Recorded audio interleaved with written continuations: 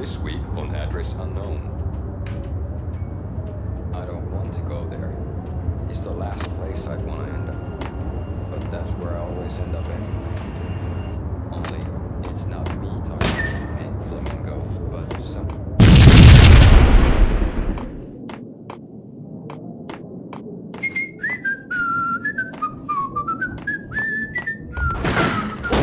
Red, blue, or green? It's always red or blue in the movies. So, green? No.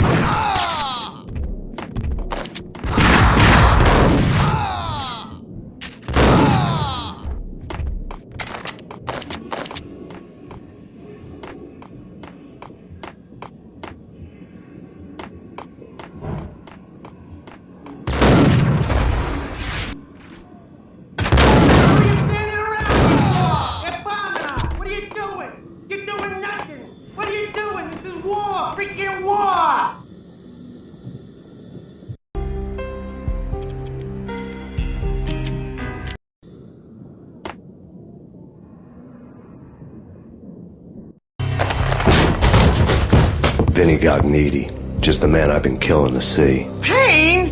Freaking fed! I knew from day one there was something screwy about you. What do you think you're doing? You're a freaking cop. You ain't got squat on us. You can't just come in here waving your piece like it meant something. Yeah! Oh my God! Oh God, you shot me! Ah! You're dead, Payne! What the hell are you waiting for, you apes? Kill him! Kill him! With pleasure, boss. Got needy bailed. I made like Chow Yun Fat.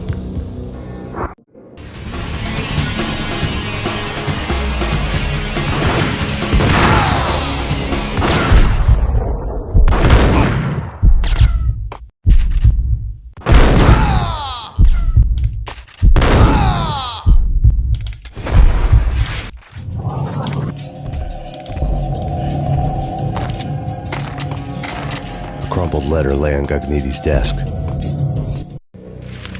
The letter was addressed to Don Punchinello, but Vinny had never had the nerve to finish it. Jack's gone voodoo. Just the other night, he shot Dino because he wanted to see what his brains looked like splattered on the wall. He's a freaking mad dog. We're running out of men and business fast. Gagnidi had been living in mortal fear of his boss. Jack Lupino was a psycho.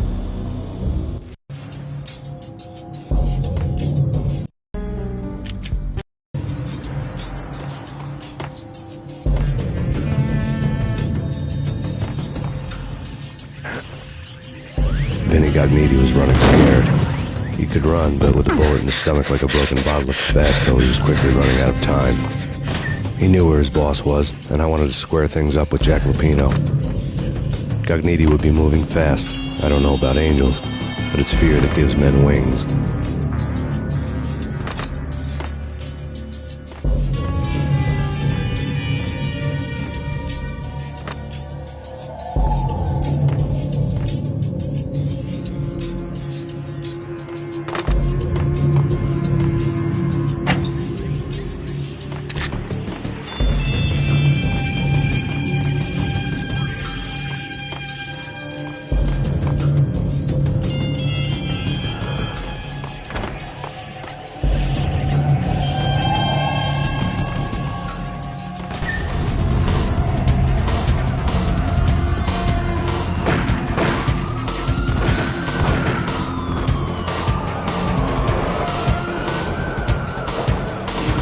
Gagnidi hitched a ride. To catch him, I'd have to follow his lead.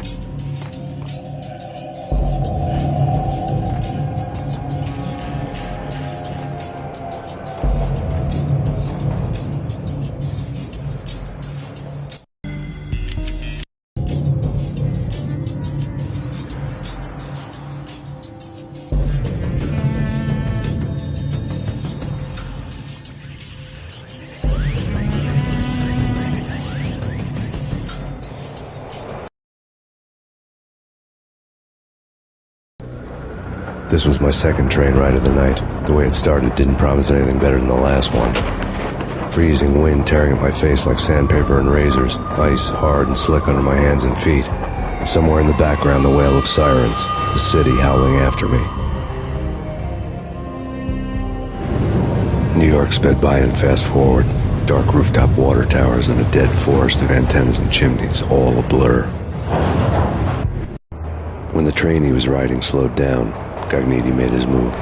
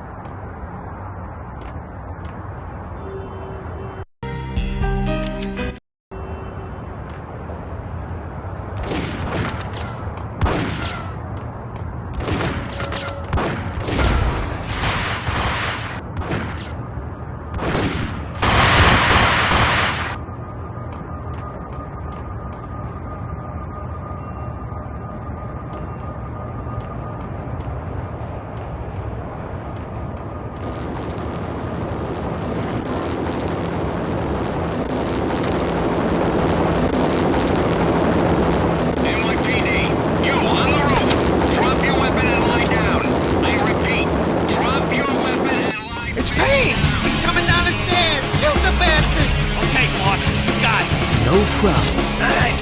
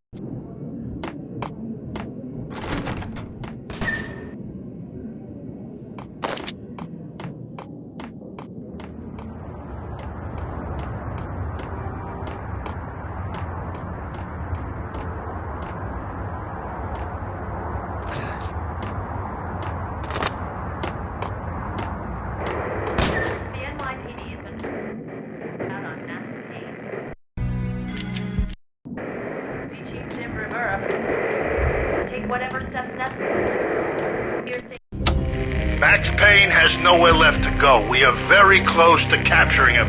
You'll get a full statement then. Right now, I've got better things to do, ma'am. That was Deputy Chief Jim Rivera from the NYPD with no further comment at this time. Apart from his suspicious food habits, I figured Bravura to be one of the good guys. Fate had just dropped us on different sides in this. But when it came to capturing me, he was way out of his league. I had already ditched the cops a couple of rooftops back. For now.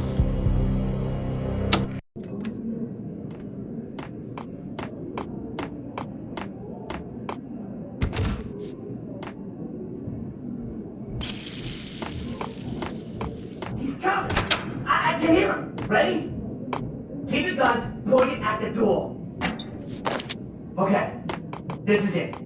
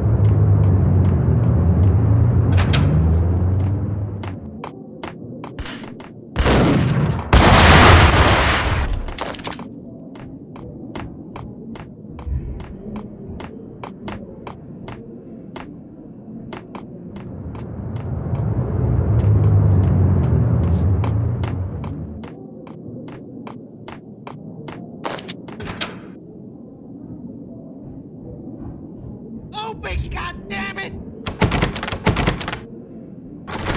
Payne! I'll kill you, you lousy freaking cop!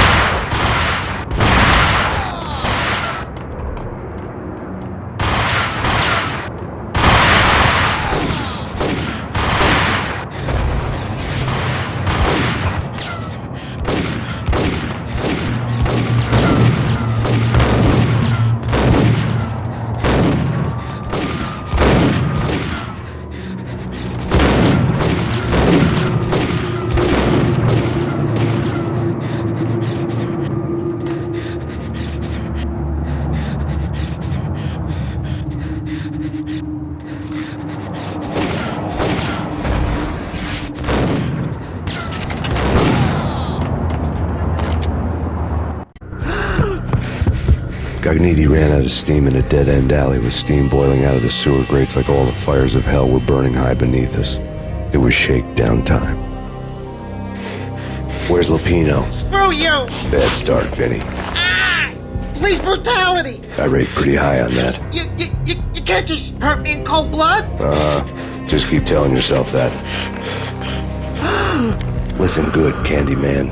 I'm not gonna be anybody's fall guy. I want to know where your boss is hiding. There was no glory in this. I hadn't asked for this crap. Trouble had come to me in big dark swarms. The good and the just were like gold dust in the city. I had no illusions. I was not one of them. I was no hero. Just me and the gun and the crook. My options had decreased to a singular course. I'll tell you, just don't hurt me no more. Lupino's at Ragnarok, the nightclub. Book me, take me, hold me to the freaking jail, just don't hurt me. Your rights will be read at your funeral.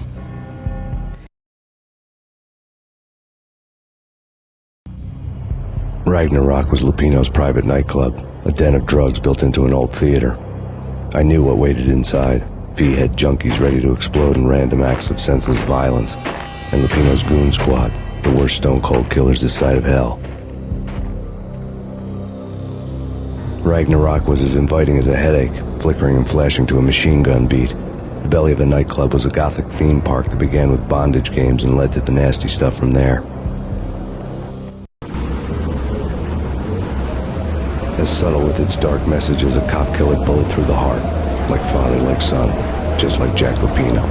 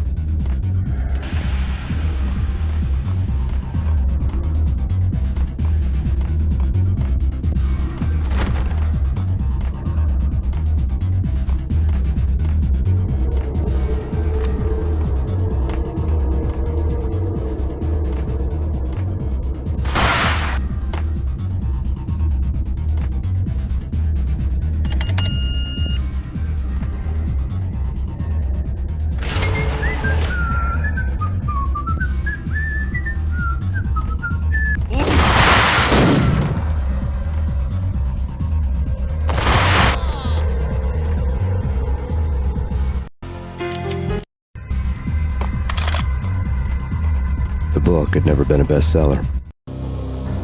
Given the setting, I was surprised to find that somebody had been passing time reading. The paperback was entitled The Age of Murder and Storm. The blurb on the back mentioned Norse mythos and Ragnarok, the end of a Viking world with a terrible winter that covered the earth in ice, when vile crimes were rampant and all humanity lost. I could see how somebody impressionable might get it into their head that we were at the end of time. I was also beginning to see what the nightclub and its owner were all about.